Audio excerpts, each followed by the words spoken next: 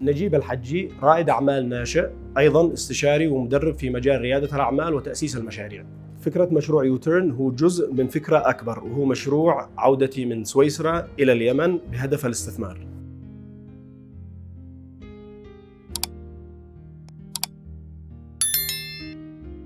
طبعاً بعد غربة استمرت ل 17 سنة في سويسرا، بعد زيارات متكررة لليمن اكتشفت أن اليمن ما زال سوق خام ويحتاج إلى المشاريع الناشئة الجديدة الإبداعية اللي تحل مشاكل في السوق وتطور بعض القطاعات اللي تحتاج تطوير.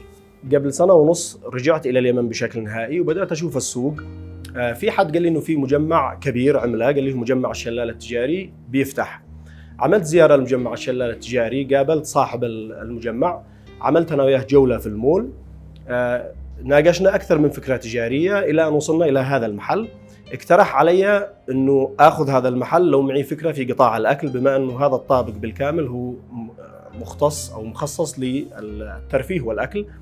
وفعلا بعدها قررت أن أنا أستأجر هذا المكان، ومن هنا انطلقت شرارة يوتيرن. بالنسبة ليش يوتيرن تحديدا وليش برجر، من خلال دراستي للسوق اكتشفت أنه في قطاع الأكل بشكل عام نحتاج إلى تطوير بشكل أو آخر. في قطاع البرجر مثلا عندنا يوتيرن هو حاول يحل أكثر من مشكلة ويلبي أكثر من رغبة. من ضمن هذه المشاكل اللي يوتيرن بيحاول يحلها هي قصة المرونة المطلقة. يعني عندنا احنا السلوغن أو شعار المحل اللي هو Create Your Burger، اصنع البرجر الخاص بك.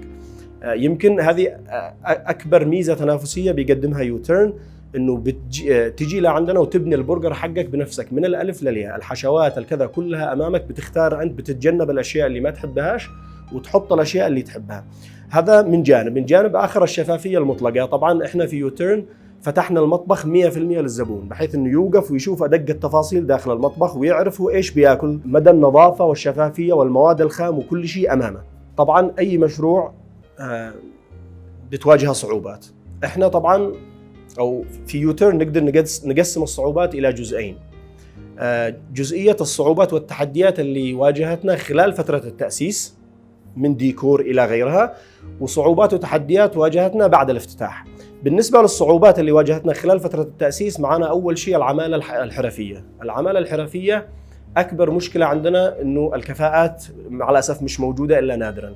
يعني ممكن تجيب مبلط ولا بناي ويبدأ بعد يوم يومين من الشغل ما عاد يلتزمش بالمواعيد، ما يلتزمش بالجودة، بالمعايير البناء إلى آخره، ويبدأ إيش يعمل؟ يخرب لك العمل. تضطر إنك تغير بناي، تغير مبلط، مرنج إلى آخره. الجزئية الثانية التحديات اللي هي بعد الافتتاح، معنا العمالة بين قوسين الموظفين. يعني صعب جدا تتعب كثير عشان تحصل موظف ملتزم، جاهز إنه يتعلم، جاهز إنه يتحمل معاك أو يتبنى رؤية المشروع ويعتبر المشروع جزء من حياته ويتبنى الفكرة ككل. تعبنا كثير في هذا الجانب إلى أن وصلنا إلى تشكيلة نهائية في التيم اللي هو في الفريق اللي نقدر نعتمد عليها في إدارة وتشغيل يوتيرن. مشاكل ثانية أيضا بعد الافتتاح، المواد الأولية، لحوم، دجاج، سمك، خضار إلى آخره. بتتعامل مع جزار معين، بتتعامل مع مسلخ، مع جهة معينة، بيلتزم لك يوم يومين بالمعايير اللي انت تشتيها. بعدها في يوم ممكن ينتكس ويغير، تضطر انك تغير لعند واحد ثاني، تضطر تروح يوميا بنفسك تختار كل شيء بنفسك. وضع البلاد طبعا صعب، في بطالة عالية، لكن في فرص. السوق فيه فرص كثيرة. أهم خطوة انك تبدأ تعمل دراسة مصغرة لمشروعك، تدرس السوق صح، تستعين بخبراء بمستشارين في مجال ريادة الأعمال، تجلس معاهم، تخطط صح وتبدأ في مشروعك. خليه إبداعي، خليه فكرة جديدة، حل مشكلة في السوق، لبي رغبة، لأنه أي مشروع بيحل مشكلة أو بيلبي رغبة في الغالب بيكون عليه طلب وبيكون ناجح.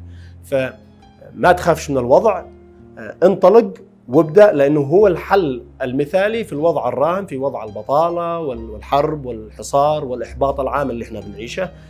المشروع الخاص هو الحل الأمثل في الوقت الراهن.